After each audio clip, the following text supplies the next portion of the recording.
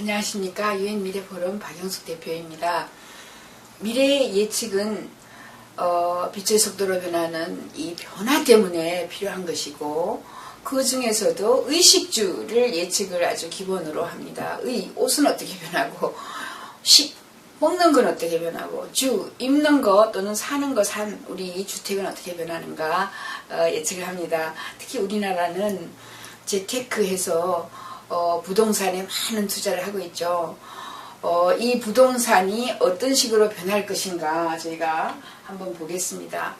최근에 나온 이런 그 보고서에 의하면 앞으로 세계 경제가 저희는 한 1년 전만 해도 2015년에 바닥을 치고 경제가 올라올 것이다 라고 예측을 했는데 2015년부터 더욱더 떨어져서 2019년까지 바닥을 헤매다가 지금 돈이 그죠?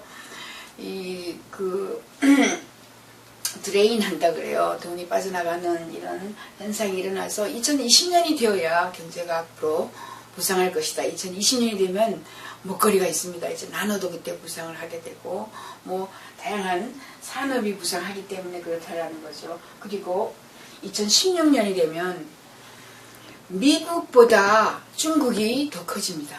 이제 미국을 제치고 2위 국가가 중국이 된다라는 이런 예측이 이미 여기에 나와 있습니다. 이게 퓨처 타임라인이라는 저희하고 연계가 있는 이 예측 기구에서 발표한 겁니다.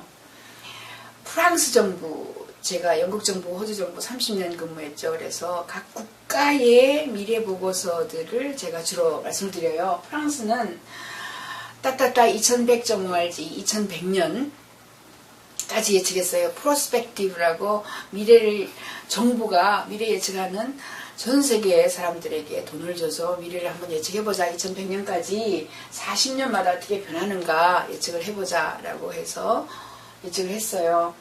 생산사회, 소비사회 이해하죠. 문화연예사회가 온다라고 했습니다.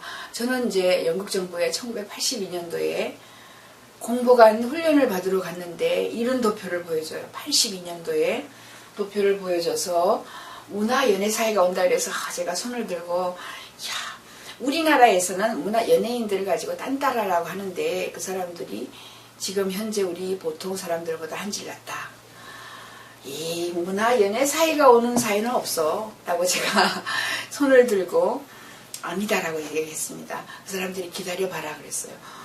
지금 40년, 30년을 기다려봤더니 연예인들이 우리 보통 사람보다 한 줌이죠 지금. 문화연예사회도 끝난다라는 거죠. 언제 끝나는가? 2020년이 되면은 끝이 나고 2015년부터 지금 현재 연예인들이 피크를 치고 있어요. 그런데 2015년부터 서서히 연예산업이 내려가고 교육산업으로 간다라고 보면 됩니다.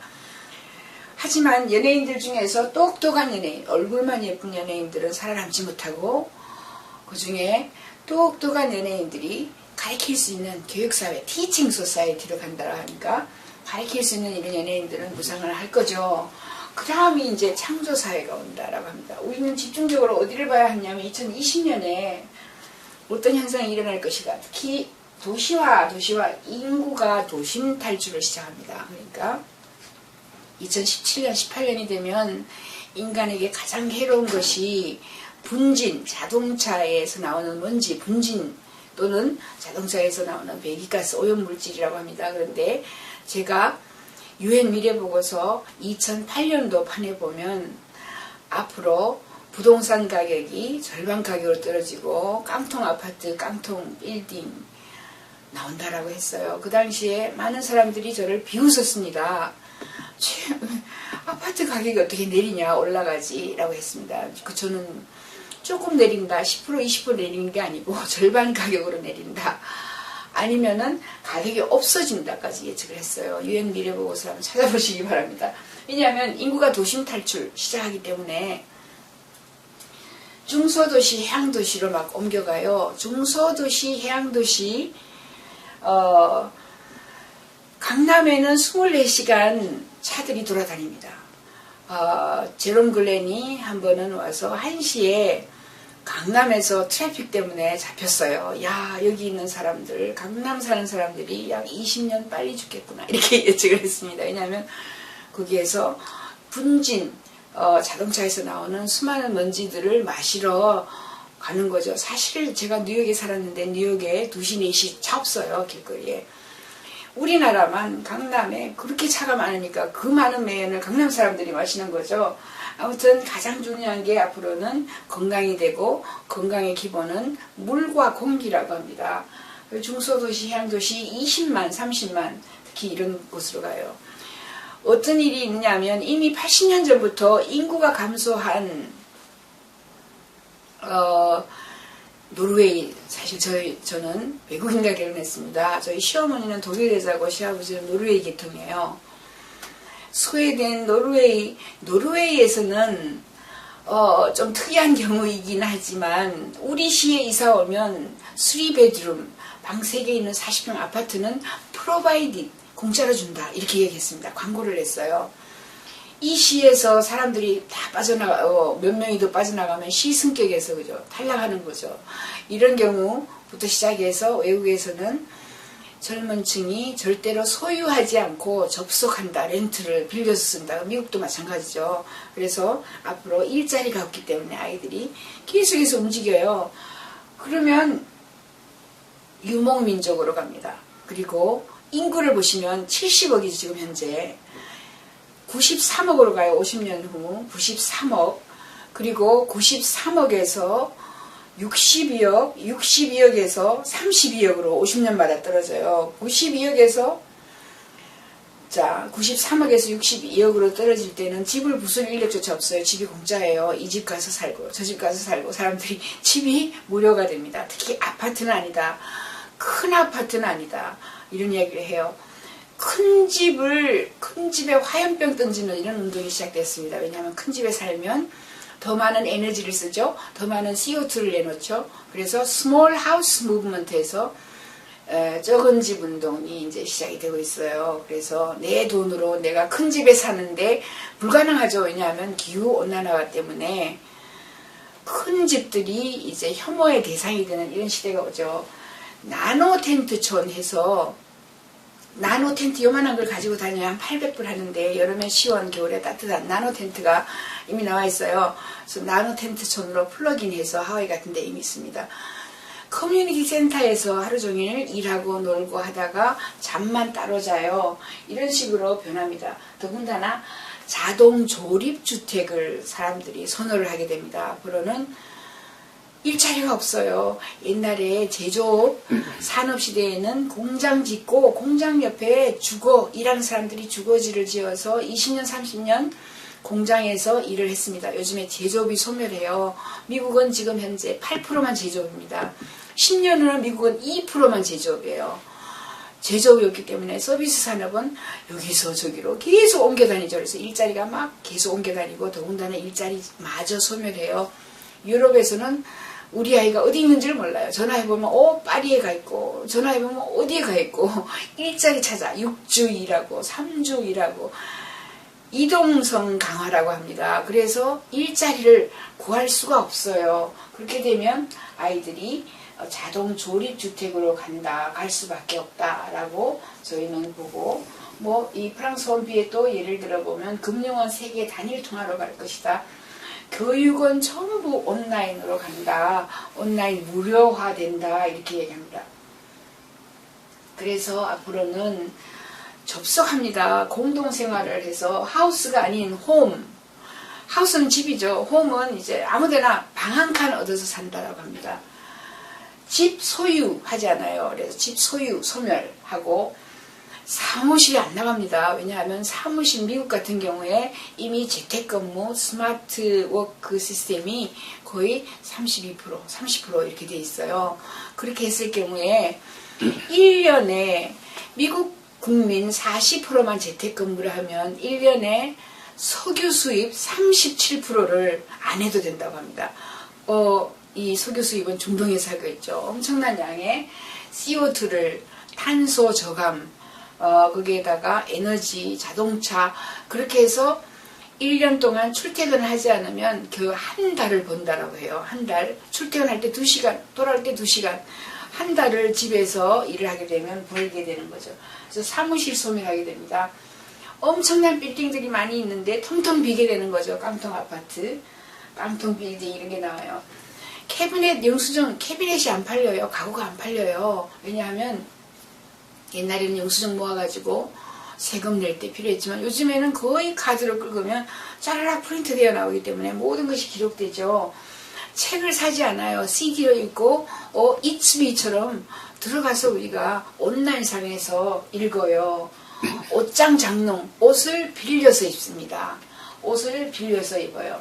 그래서 모든 사람이 이제 접속하기 때문에 심지어 거지까지도 인터넷에 접속을 하는 이런 사회가 오고요. 소형주택으로 가버립니다. 확 넘어가는 게 2015년이에요. 이동식 주택, 해상주택, 고령화주택 이런 것들이 있습니다. 이게 스몰 하우스 무브먼트, 조그만 집에서 살자, 큰 집은 화염병 던져야 한다, 혐오한다 라고 하고 이동식 주택, 원룸 시스템입니다.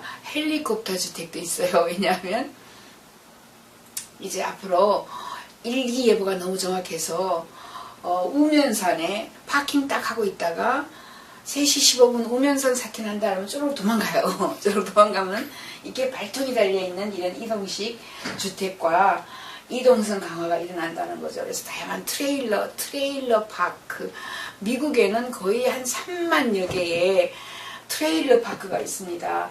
트레일러 파크에 이게 또 자동차 발통 달려 있어요. 이거 집입니다.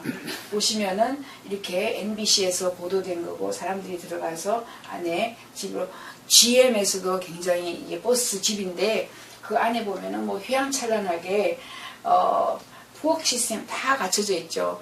왜냐하면 일자리가 여기 있다가 일자리가 저기 있다가 계속 프로젝트 여기서 6개월 프로젝트하고 다른 도시로 가서 프로젝트를 하기 때문에 바뀌는 거죠.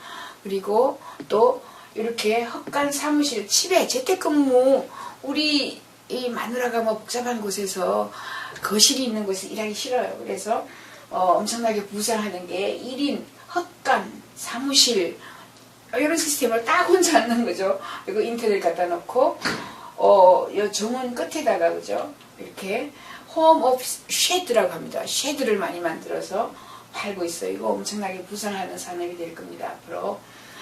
왜냐하면 고령인구 60세 은퇴예요. 60세 은퇴해서 130까지 살려면 저 같은 경우에 50대니까 지금부터 80년 더 살아야 되거든요. 자, 그래서 자기만의 공간, 일할 수 있는 이 헛간이라고 그래요. 쉐드 같은 게 굉장히 많이 나와서 뭐 나무 위에다가 짓는 집도 있죠. 나무 위에다가 짓는 집에다가 이 언덕에다가 짓고요. 지붕 위에다가 이렇게 지어요. 지붕 위에다가 지으면서 사람들이 항상 자기 공간만을 또 찾는다라고 이야기를 합니다. 앞으로 이런 쉐드 사업이 굉장히 부상을 할 것이고 또 태양광을 많이 받고 솔라돔 이런 것도 많이 만들어서 팔고 있고요. 이미 2020년 이후에는 기숙사 사람들이 접속한다고 합니다. 앞으로 기숙사, 콘도 합숙 생활을 해요.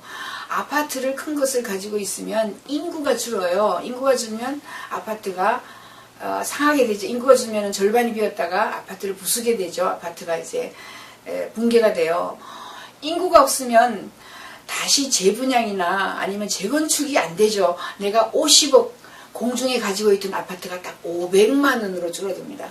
아파트는 아니다. 외국에서는 이미 증명이 된 거예요. 아파트 공중에 있던 거. 그래서 땅을 약간은 소유를 하고 있는 디태치드 하우스라고 해서 땅이 있는 곳으로 가야 된다. 앞으로 아파트는 공중에서 인구 감소 때문에 그렇습니다. 우리나라가 세계 최저 출산율이라 급격하게 2016년부터 인구가 줄어요. 지금도 너무 많은 아파트가 있습니다. 그러면 아파트가 비게 되면서 아파트를 부수게 되고 재건축 재분양이 안 되면 내가 공중에 가지고 있던 40억이 다 날아가고 한 평만 남는다. 1,000만 원만 나에게 남는 거죠. 그래서 아파트 아니다. 더군다나 큰 아파트 아니다. 앞으로는 기숙사나 콘도 합숙 생활을 합니다. 왜냐하면 계속 돌아다니기 때문에 빨래해주죠, 뭐 부엌 있죠, 다 이런 시스템 공동생활을 한다 해서 2020년 이후에는 아마 도심의 원룸 콘도라든가 호텔 기숙사 원룸 시스템도 필요가 없습니다. 부엌은 하나가 있고 공동식당이 있거나 세탁장도 하나가 있는 이런 곳으로 확 몰려간다라고 저희는 이미 예측을 하고 있습니다. 그래서 여러분이 앞으로 자꾸 아파트 사서 부자 되겠다라는 생각은 아예 접으시기 바랍니다. 감사합니다.